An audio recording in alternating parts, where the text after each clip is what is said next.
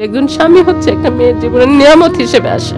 আল্লাহ তাআলার নিয়ামত হিসেবে একজন স্বামীকে একজন মেয়ের জীবনে পাঠায়।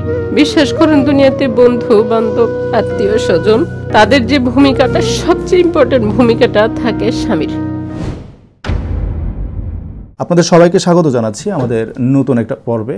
আমাদের নিয়মিত গেস্ট আমাদের সাথে উপস্থিত, আমরা শুনবো তার জীবনের কথা। আমি ফারিয়া, নারায়ণগঞ্জ থেকে আসছি। আমি বিয়ে করছি প্রেম করে, 3 বছর প্রেম করছি। তারপর আমি তাকে বিয়ে করি ভালোবেসে। যদিও পরিবারের মত ছিল না তেমন, তবুও শেষমেশ দুই পরিবারের সমঝোতায় বিয়েটা হয়। তো প্রথম আর্থিক অবস্থা তেমন একটা ভালো ছিল না।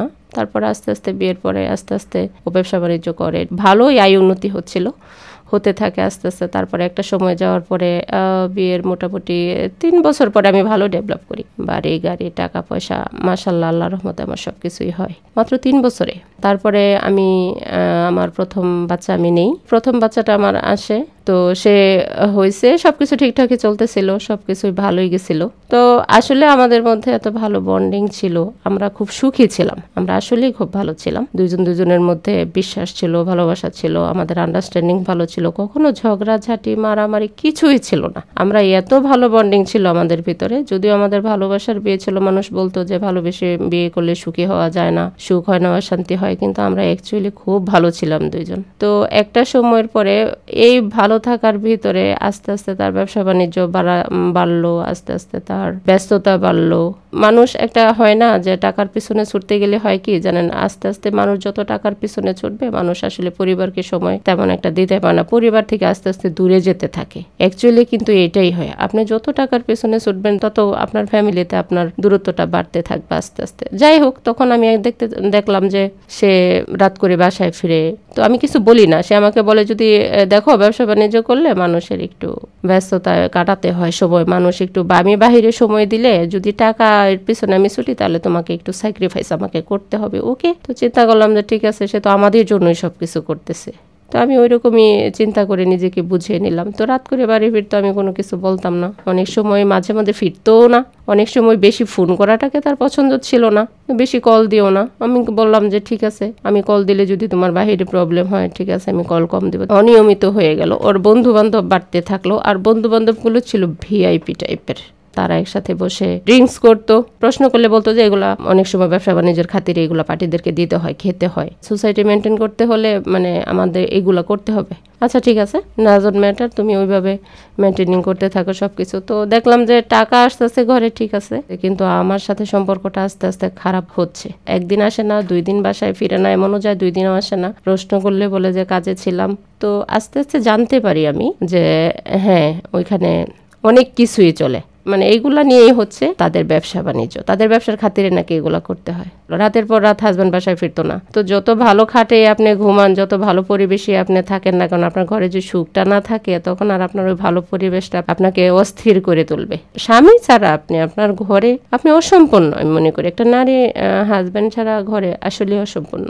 আপনার টাকা আছে, আপনার ব্যাংকে লকার আছে, আপনার অর্থ সম্পদ আছে, গাড়ি বাড়ি আছে, বাট আপনার হাজব্যান্ডকে ছাড়া আপনার সবকিছু অসম্পূর্ণ মনে হবে। আপনার হাজব্যান্ডকে যখন আপনি পাবেন না, সে যখন বাহিরমুখী থাকবে, তখন আপনার লাইফটা হেল মনে হবে। তো অনেক বোঝানোর চেষ্টা করছি, দেখতেছি যে আস্তে আস্তে নেশাটা তার, এত নেশাটার মধ্যে সে এভাবে অ্যাট্রাকটিভ হয়েছে।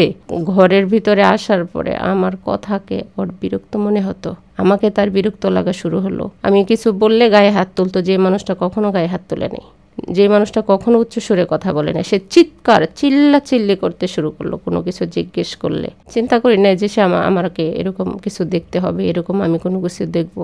আমি তাকে খুব ভালোবাসতাম, আমি আপনাদেরকে বলি, আমি এই অনুষ্ঠানের মাধ্যমে বলি, আমি হাজব্যান্ড হিসেবে তাকে পেয়ে খুব হ্যাপি ছিলাম। আমি তাকে সত্যি মন থেকে খুব ভালোবাসতাম, আমি তাকে ছাড়া কখনো কোনো কিছু চিন্তা করতাম না।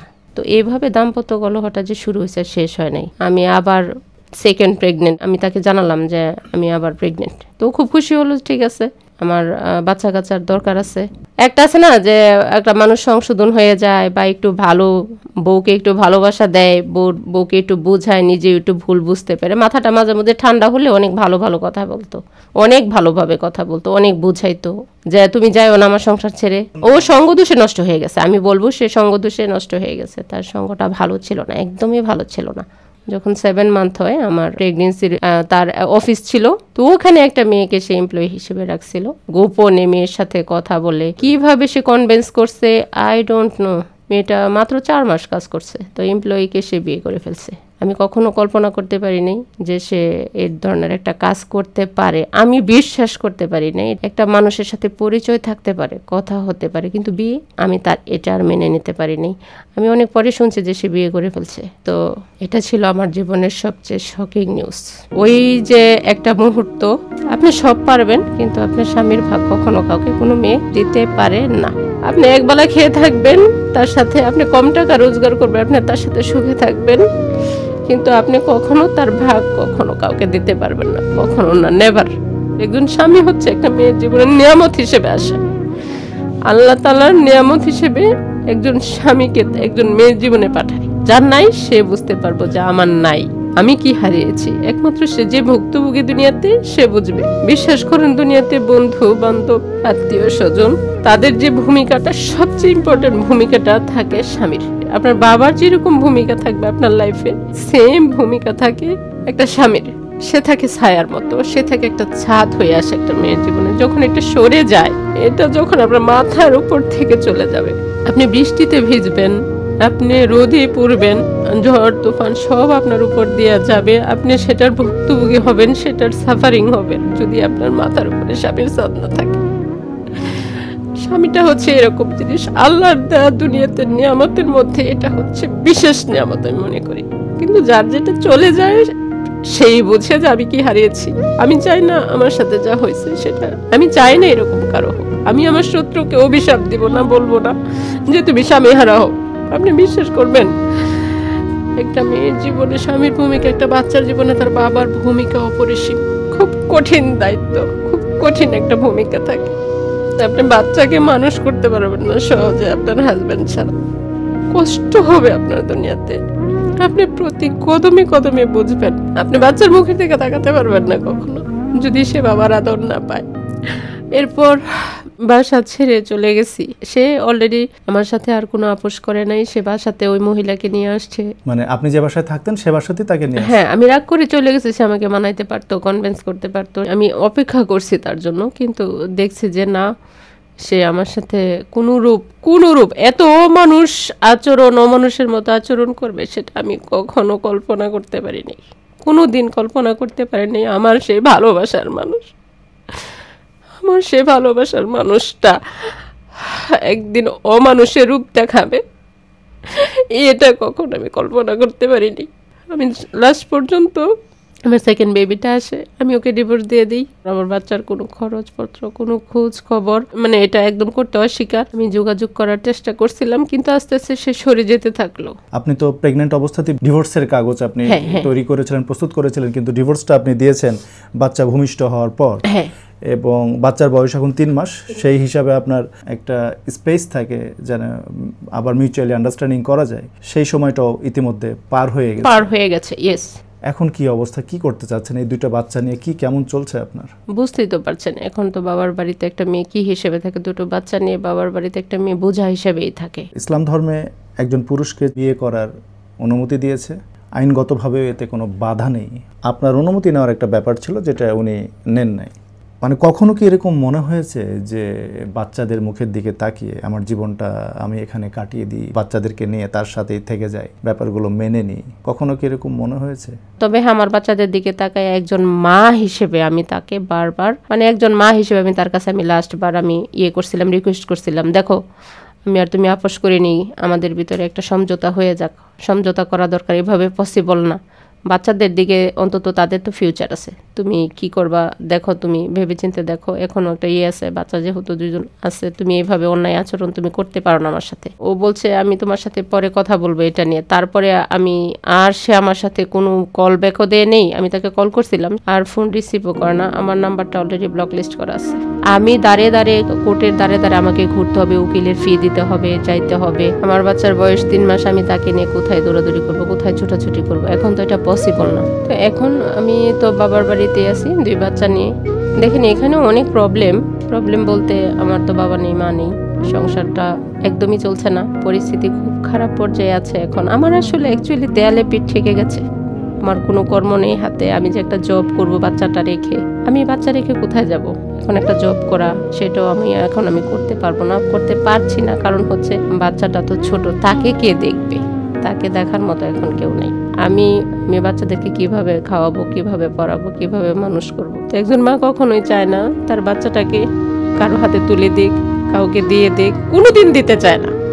একটু খেয়াল করে দেখবেন, কখনোই কোনো মা তার বাচ্চাকে নিজে কষ্ট করে কিন্তু বাচ্চাকে কষ্ট রাখে না। কিন্তু কেউ কিন্তু চায় না নিজের বুকের ধন গিয়ে 10 মাস 10 দিন গর্ভে রাখার পরে তাকে দুনিয়াতে আনার পরে তাকে কারো হাতে তুলে দিতে চায় না। কিন্তু আমি না আজকে নিরুপায় হয়ে বলছি, যদি কেউ থাকেন, যদিও আমি মনে করেন বাচ্চা কিভাবে হাতে তুলে দেবো আমি জানি না, আমি আইনি প্রক্রিয়া করে তুলে দেব।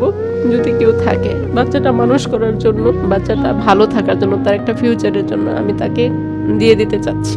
আইনগতভাবে বাংলাদেশের আইনে বাচ্চা অ্যাডপ্ট দেওয়ার বা নেওয়ার কোনো আইনগত বৈধতা নেই।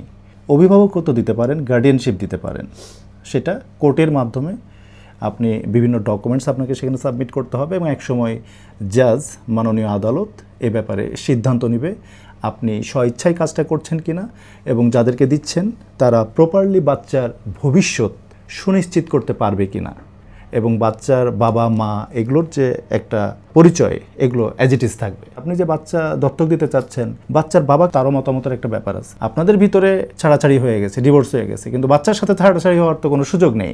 সে বাচ্চার বাবা, তার সন্তানকে সে যেন গ্রহণ করে এবং প্রপারলি মানুষ করে। আপনি তো এই চেষ্টাটা করতে পারেন। উনি তো কোনো মাথা ব্যথা নেই, তুমি তোমার বাচ্চা কি করবা, কিভাবে রাখবা, কোথায় রাখবা, এটা অনুমতি পাওয়ার পরে আমি আজকে আপনাদের দ্বারস্থ হয়েছি। আমি আজকে স্টুডিওতে আসছি শুধু এই কারণে, সে আমার সাথে কোনো কথা বলতে চায় না, সে বাচ্চার কোনো ধরনের দায়িত্ব নিতে চাচ্ছে না। তো আমি এখন অপারক, আমি আর ধৈর্য শক্তি রাখতে পারছি না, আমার পক্ষে ধৈর্য শক্তি রাখা সম্ভব না। আমার এখন বাঁচতে হবে, আমার এখন বাচ্চাদের চিন্তা করতে হবে। তো দেখেন, আপনি তো বলতেছেন আমি কি করব বলেন, আমাকে কে কেউ খাওয়াবে, আমার বাচ্চাদেরকে দেখবে, কে দেখবে?